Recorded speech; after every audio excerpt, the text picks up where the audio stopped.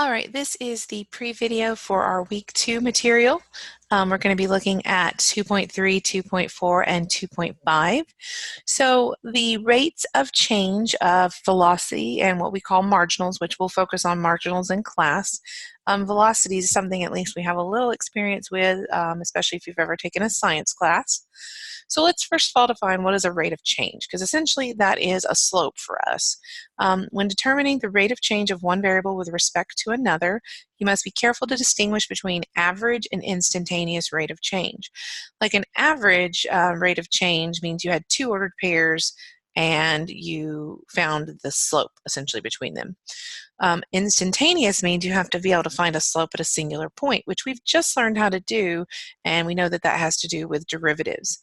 So this is just summarizing that. The average rate of change of f of x, when y is with respect to x on an interval, is we take the two ordered pairs. We have to figure out what the f of a and the f of b are by finding the y values of our ordered pairs, and we do a slope. So essentially we find the two ordered pairs, then we do the slope formula.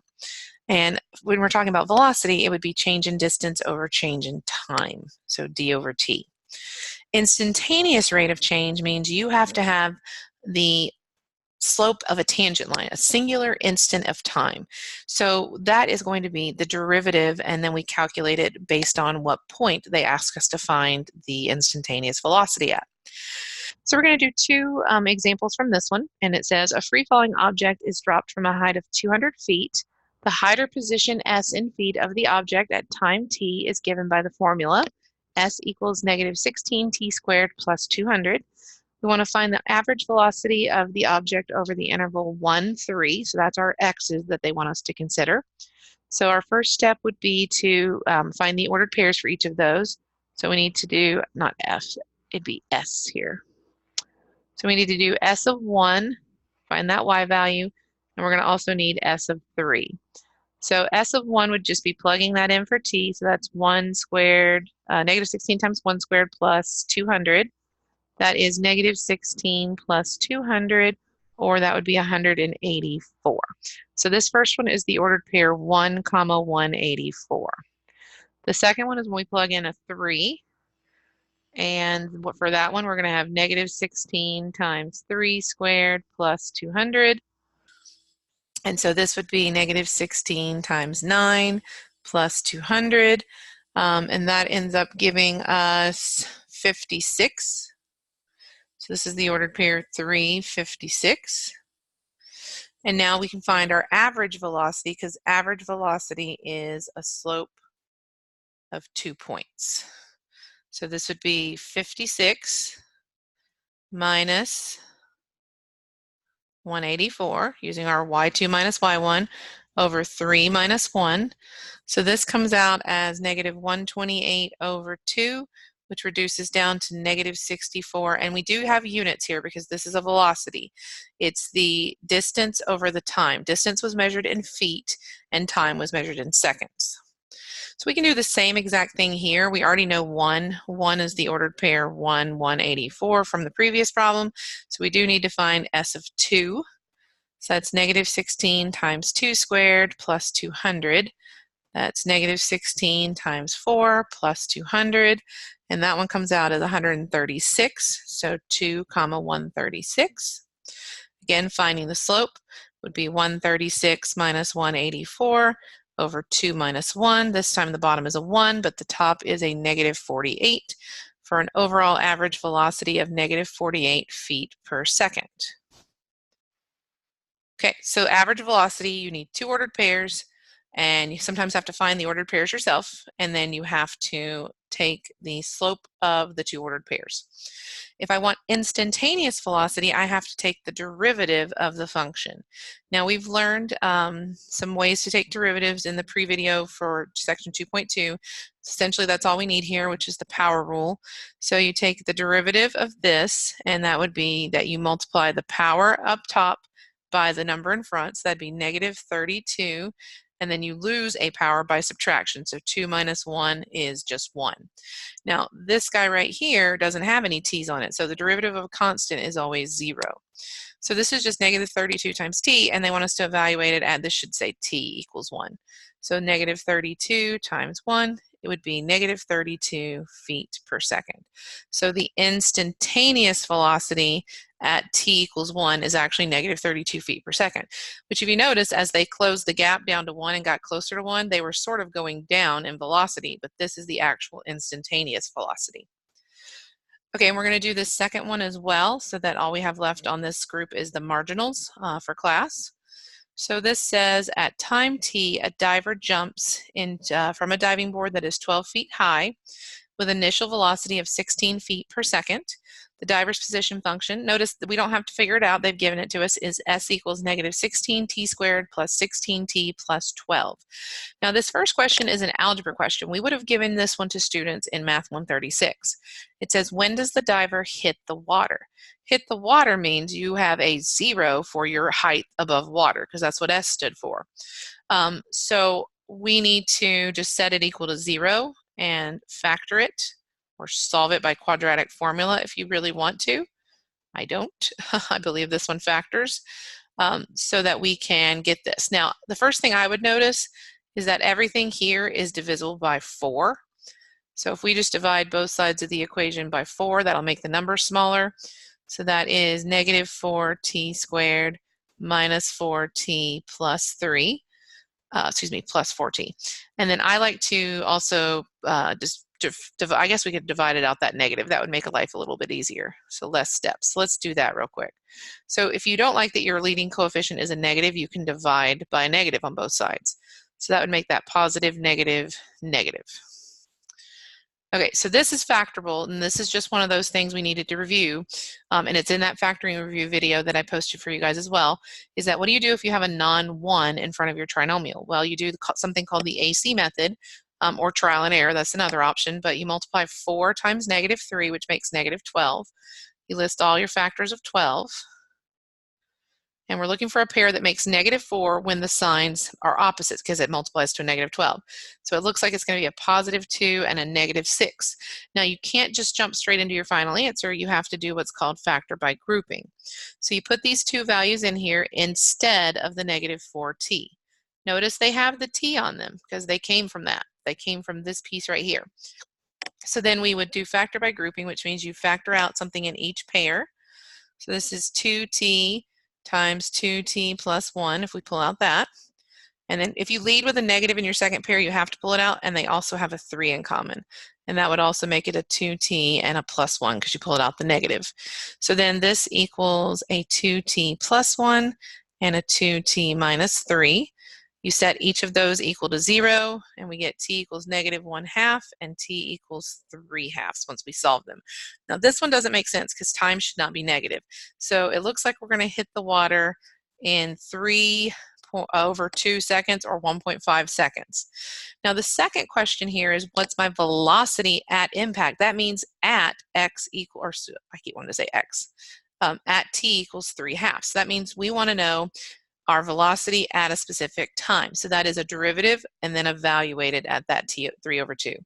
So the derivative of s would be, pull the power to the front, so that makes that negative 32 when we times it, and we lose a power, so that would be t to the first. And then this is 1 times 16, so that would be 16. And then t to the 1, take away one of the powers, is t to the 0. T to the 0 is just 1, so that will not have a t. And then the derivative of a constant is 0. So then all I have to do to finish this is plug in the 3/2. So this would be negative 32 times 3/2 plus 16. That would be, let's see, we can reduce the 2 with this and make that negative 16 times 3, so that's negative 48 plus 16. And that makes that negative 32 feet per second. It is important to get your units on velocity. Okay, so that is the pre-video part for section 2.3. I'm going to jump down a few pages because we're going to do all of these rest ones, the ones that are left in class. And we're going to look at section 2.4, which has 2 big rules. And I'm going to try to do 2 examples from each of them. These are just what happens if you have a more complicated derivative to work out. So this is the product and the quotient rules. You do have to memorize these. They're very, very important. So I'm going to highlight the important part. And this is if I'm multiplying 2 functions together. So notice there's 2 separate parentheses. then instead of foiling all this out and then trying to take a derivative, there's a formula or shortcut to help you out. So this says if you multiply two functions together and you want to take the derivative, then you do the derivative of the first function, because that's usually what they call f of x, times the second function. So derivative of the first times the second function. Plus, then you take the first function and times it by the derivative of the second function. So notice in each case you both see an f and g. It's just this is an f prime and this is a g prime. So you're kind of mixing them up. And there is a proof for this, but it's not something that we would cover in this class. So we're going to practice using this. The best way I think to do this is to label some stuff. So I'm going to call this first function here f of x, and the second function g of x. And I like to make a little chart of all my derivatives. That way I can just pull stuff directly from it. So f of x is 3x minus 2x squared. So f prime of x, I go ahead and write this down, would be derivative of 3x would just be a 3. And then this would be negative 4x to the first. And then g of x is 5 plus 4x. Derivative of a constant is 0. And derivative of 4x is just 4. So anytime you just have an x, it's just going to be the coefficient in front of it. Now that you've got all this labeled, notice this is kind of interesting. F prime of x, g of x are in a diagonal across from each other. So this is the first diagonal. And then f of x, g prime of x is in the second diagonal. So all we have to do is to remember to do this diagonal first, multiply those together, and then add it to the other diagonal. So y prime would be 3 minus 4x times 5 plus 4x plus, because it's a plus in between, and then it would be g prime of, and it doesn't matter if you write g prime of x or f of x first, as long as you get the diagonal correct. And then 3x minus 2x squared. Now this is not our final answer format. We would want to distribute this out. So this is going to be 15 plus 12x minus 20x minus 16x squared plus 12x minus 8x squared. And then looking for any like terms that we can add together. And the highest power is the x squared, so that looks like it's going to be negative 24 because there's negative 16 and negative 8 x squared. And then for the x's, this would be negative 8x plus 12, so that's going to be plus 4x. And then there's the 15 that's all by itself. So there is my derivative using the product rule. Now I could have FOILed everything out at the beginning since these two functions were just polynomials, and then I could have just taken a regular derivative. And that actually would have been probably easier here, but sometimes your two functions might be messy or they might not multiply together very nicely. Like what if you have, something with an absolute value and then something that has, a different type of function to it. So you can't always multiply things together like a square root. I'm also going to do number 2 here because this one's a little tricky because of the square. So we would write this twice. This is the first thing we would do. So this would be 3x squared minus 9x plus 4 and a 3x squared minus 9x plus 4. You'd want to write that twice to represent that squaring. And then so both functions are exactly the same. So when I make my list, I just have to do the top one and I'm not, actually let's call these different because f of x was the name of the overall function. So we're going to call this first function g of x and the second function h of x. It doesn't matter what you call them as long as you know the rule on how to do the derivative. So 3x squared minus 9x plus 4 is my function h of x, or g of x, sorry. And then g prime of x would be 6x because 2 times 3 and then subtract a power. And then anytime it's an x, it's just the coefficient, so minus 9. And since h of x is the exact same function, then we would get the same derivative here as well. So that's 6x minus 9. So we said if we set it up correctly with first function, its derivative, second function, its derivative, then my first part of my product rule is just to multiply the top of the right column times the bottom of the left.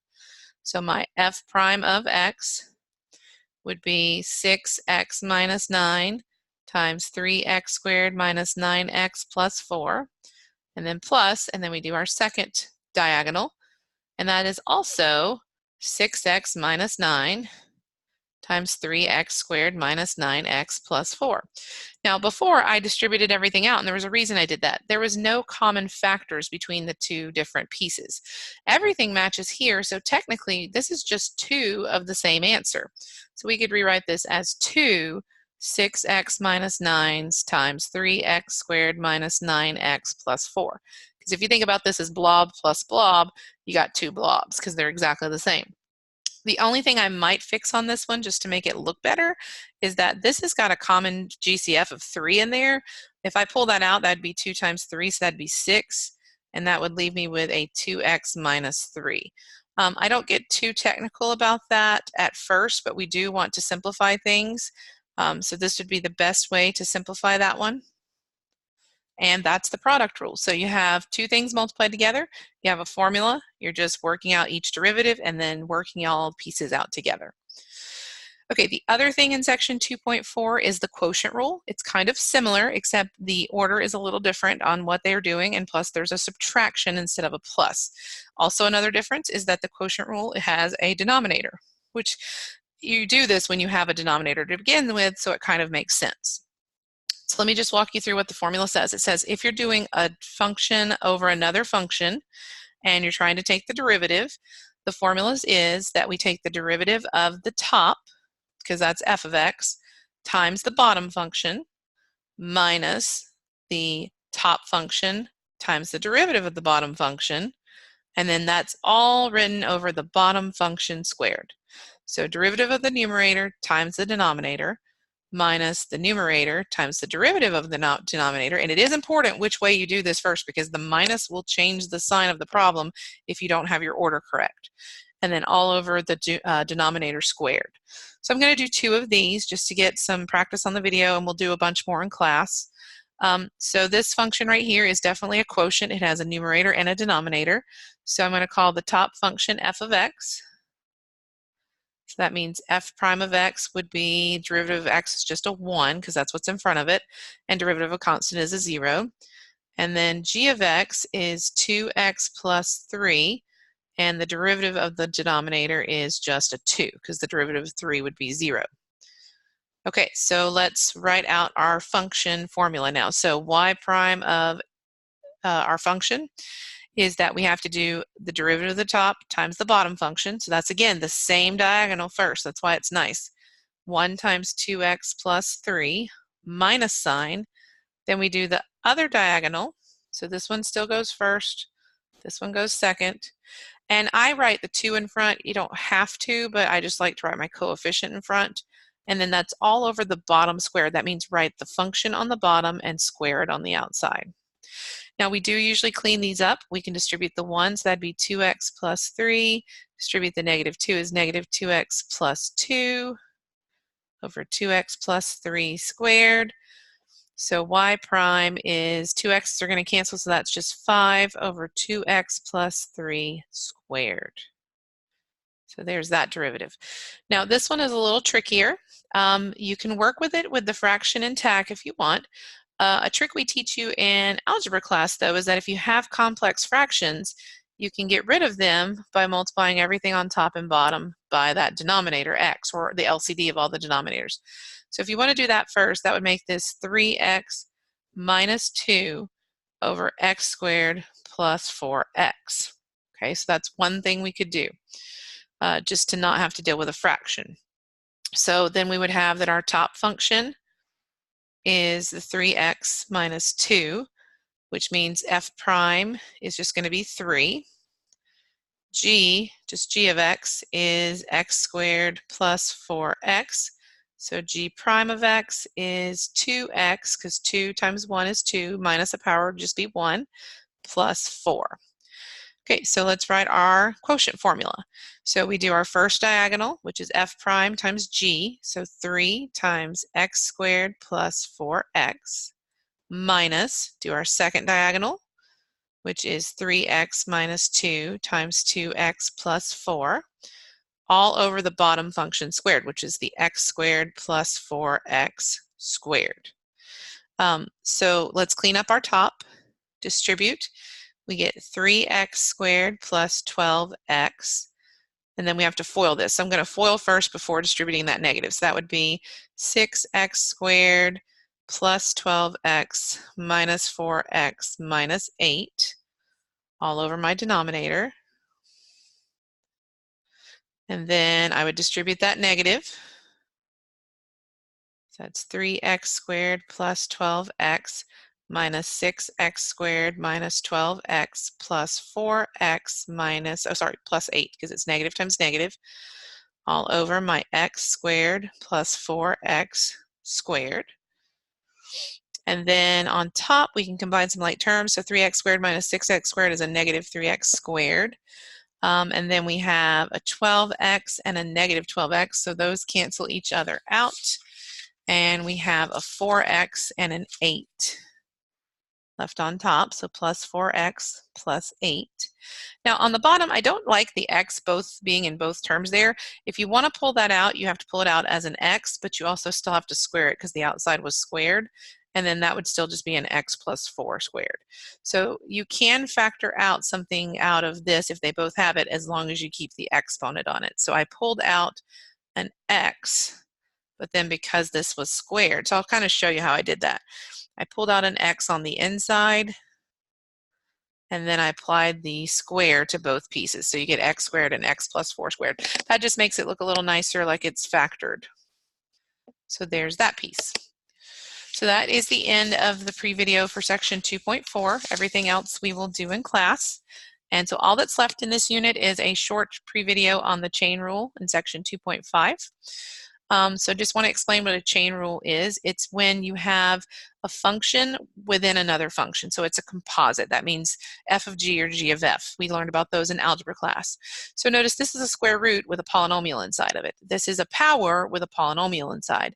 This is a power with a fraction inside.